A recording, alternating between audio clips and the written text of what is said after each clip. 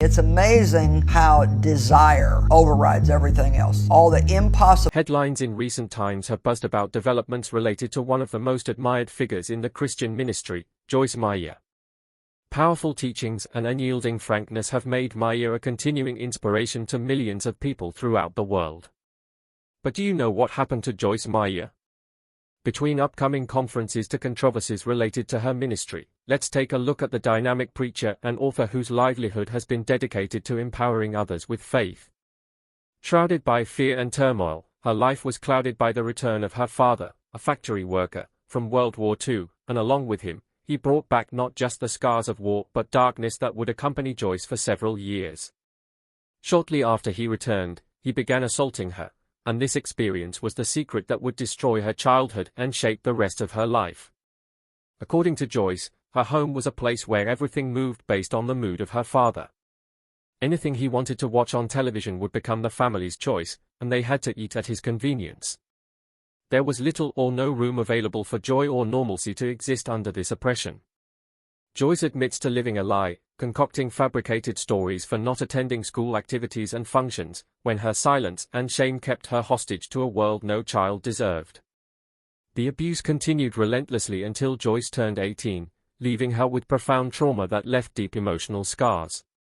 Feeling isolated and profoundly ashamed not only because of what was happening to her but also of the family dynamics that set the context for everything that was going on, her father's twisted love turned into a perverse thing, making her believe their relationship was special and needed to be kept from the world.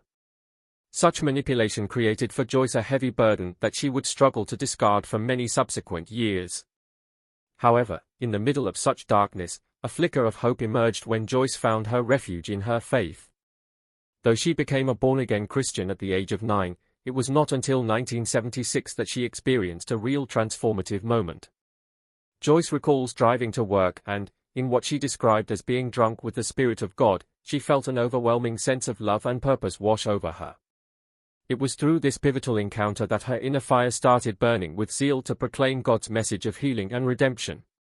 Generally, Joyce Meyer Ministries was not born out of an ambitious motive, but a call from the Lord that had been brewing inside her for years. A pivotal moment arrived in 1976 when Joyce Meyer experienced an intense, overwhelming intercession while driving to work. She felt an uncontainable fire ignite within her, compelling her to share God's love and healing with others.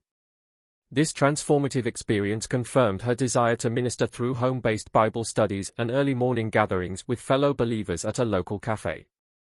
As she immersed herself deeper in church work, her gift for teaching and healing began to flourish.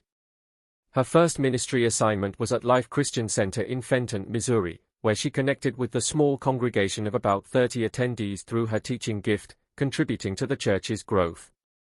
By 1980, Joyce had become an associate pastor, leading women's Bible studies that drew increasingly larger crowds, solidifying her calling and ministry. As her influence grew in Life Christian Center, so grew her desire to reach more people. In 1985, after years of serving as an associate pastor of the church, she took one of the boldest steps yet. She resigned from the church and started a ministry of her own, which she called Life in the Word. This, of course, meant giving up a sure thing with the church in order to chart new territory. Again, with her faith and tenacity, she began broadcasting her teachings on various local radio stations. Her capacity to address the real-life problems of others with practical faith-based solutions captured the hearts and ears of all who listened to her. By 1983, she was able to launch a radio program of her own, something that would lay down the foundation for other successes. Almost immediately, the broadcast gained popularity, and soon, it was on several stations in the Midwest. As Life in the Word continued to grow and succeed, it led Joyce into another area of broadcast, television. In 1993, at the urging of her husband, Dave Meyer, a television ministry was born on superstation WGN-TV out of Chicago and later on Black Entertainment Television, or simply BET. This became, quite out of the ordinary, a very pivotal point for Joyce Meyer Ministries. What began as a strictly local outreach program for the gospel blossomed into a national one. At the beginning of the 1990s, Joyce Meyer Ministries took flight. Especially by the launching of her television program, Enjoying Everyday Life, in 1993, her gift of teaching reached millions around the world. People began watching her, not just because they enjoyed her messages but also because of her open sincerity. She shared her life's hurts and troubles, and people just related to her. On every level, the positive impact of Joyce's ministry crossed cultural boundaries. Her messages deeply touched the inner life of people from all walks of life, bringing hope and encouragement to many who were going through various trials. She gave a venue for people of faith to unite and further edify one another in their walks through conferences and speaking engagements across the United States and abroad. By 2003, Joyce Meyer Ministries had grown into a full-fledged international ministry that tackled humanitarian causes alongside spiritual teachings. The setup of Hand of Hope was quite instrumental. It was this aspect of the ministry that was meant to provide care and concerns for the less fortunate both in the United States and abroad. From feeding schemes to disaster relief work, Joyce's ministry was not limited to mere rhetoric but involved practical applications that were supposed to change people's lives. Setting up Hand of Hope stemmed from her own understanding of hurts, and she thus knew how important it was to attend to both spiritual and physical needs in any population. This holistic approach became one aspect of her ministerial philosophy. But with increased viewership came increased financial support to keep such an ambitious operation afloat. Joyce Meyer Ministries' meteoric rise brought hope to millions, but as the ministry's reach expanded, so did its expenses, sparking a troubling question: could it afford its own success? Initially operated out of Joyce's home, with a small staff committed to spreading the gospel through media, the early years of Joyce Meyer's ministry were characterized by limited finances, mostly dependent on donations from well-wishers who were moved by Joyce's message of hope and empowerment. During this period, the ministry's budget was tight, often hovering around $1 million annually. That amount covered basic operational costs, including equipment for radio broadcasts, printing materials, and travel expenses for Joyce as she began to speak at various events. However, as the ministry gained traction, so too did its financial requirements, and by the late 1990s, when Joyce's books began to climb the bestseller lists and her television program reached millions, the financial landscape shifted dramatically. As a result, the ministry's annual budget swelled to about $10 million, reflecting both increased operational costs and an audience that was hungry for Joyce's teachings. By the early 2000s, Joyce Meyer Ministries had become a major force in Christian media, and the costs associated with running a global ministry became more significant. Furthermore, the ministry incurred significant broadcasting expenses, including studio rentals, production, and distribution costs for television and radio programs. Additional investments were made in marketing and outreach initiatives. Moreover, organizing large-scale conferences, which attract thousands of attendees from around the world, proved to be a resource-intensive and time-consuming endeavor. In 2004, amid growing scrutiny over the financial transparency and accountability of ministries like hers, Joyce Meyer proactively addressed concerns surrounding her own salary, reportedly $900,000 per year, and to reassure the public of her ministry's fiscal responsibility, she voluntarily took a pay cut. This move coincided with the disclosure of her ministry's total annual budget, which stood at approximately $30 million. As such, the ministry reported revenues topping $104 million in 2023, largely from cash donations. Expenses, though, continued ballooning upward as well. For that year, total expenses hit approximately $122 million and yielded an operating deficit of about -$18 million. That operating deficit really put into question some sustainability and long-term viability issues among supporters and critics alike. Behind the gleaming facade of Joyce Meyer Ministries, a staggering price tag revealed a crippling burden, but was it just the beginning of a far greater struggle? As we delve into the story of Joyce Meyer Ministries, the early months of 2020 were filled with challenges and opportunities for growth. The beginning of 2020 was fraught with uncertainty. The world was dealing with the first waves of the COVID-19 pandemic, a crisis that would test not only individuals but entire organizations. The pandemic posed some unprecedented challenges for Joyce Meyer Ministries. With social distancing in full swing and large gatherings prohibited, suddenly Joyce's conferences, such a vital part of her outreach, were in jeopardy. The ministry had been built on live events where thousands would gather to hear Joyce speak, share testimonies, and worship together. This sudden shutdown put noticeable pressure on the operations and community of the ministry. To this challenge, Joyce, along with her team, adapted very quickly to the new reality. They began using technology to continue reaching out to their audience. They started virtual events to which all their followers could connect from the safety of their homes. This was more than a stopgap, it was a fundamental evolution in how Joyce Meyer Ministries engaged with its audience. It opened avenues in reaching out to those who may be faced with geographical or financial deterrents from attending the events physically. One of the more prominent sermons, Walking by Faith, preached in February of 2020, proved important to trusting in God during times of uncertainty, a theme that began to resonate even more poignantly as the crisis progressed. But not all the tension on the ministry was a product of outside forces. Inside, discussions were held on how best to negotiate this new landscape while staying true to the mission. There was a concern among its members about how to keep the identity of the ministry amidst the changing times. Questions cropped up, such as how to engage a community that was built on and fostered face-to-face interaction when this was no longer an option. As Joyce struggled through the various plights of her health issues, audiences began to notice her absences from their television sets. For many years, Joyce had been a staple in homes around the nation, spreading messages of encouragement and change. As her health concerns grew, from painful migraines to hormonal imbalances, so did her inability to keep up with an intense speaking schedule. The reduced number of appearances generated concerns among the faithful, long-time followers who had grown dependent on her messages as their source of guidance and inspiration. Many have spoken of not knowing which direction to go without her ministry's leadership. Would Joyce step down from ministry altogether? Was this the end of her running things? This created such a great void for those who had walked with her voice for the many years that passed. Another major indication of stress in the operations of Joyce Meyer Ministries pertained to operational decisions regarding their private jet. Such a plane symbolized efficiency for a worldwide ministry demanding much travel for speaking engagements in conferences and outreach events.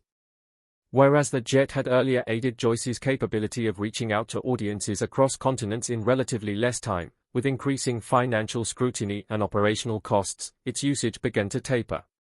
In recent years, there were reports that the private jet spent more time on the ground than it did in flying. This was indicative of broader financial considerations within the ministry, an organization coming to grips with sustainability in the face of shifting economic sands. To some supporters, this reflected prudent financial management, while to others, it represented an indication of more profound issues inherent in the operational framework of the ministry. The grounding of the jet occurred simultaneously with the release of increased transparency about financial practices within Joyce Meyer Ministries. In light of public pressure and investigations, such as the Senate probes into the financial practices of televangelists, into salaries and expenditures, Joyce took several steps to be transparent regarding financial records and accountability. She publicly discussed salary controversy and voluntarily prepared and shared independent audits of the organization's financial activities.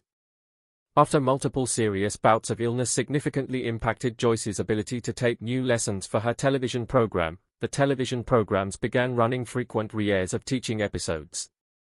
Although repetition is sometimes useful in the sense of reinforcing messages, many of those who have followed the ministries for years voiced frustration regarding a complete lack of new material. They needed new light and teaching on modern issues that they faced in their walks. This change raised a very important question: what is next for Joyce Meyer Ministries? Would the ministry continue to flourish with no new content?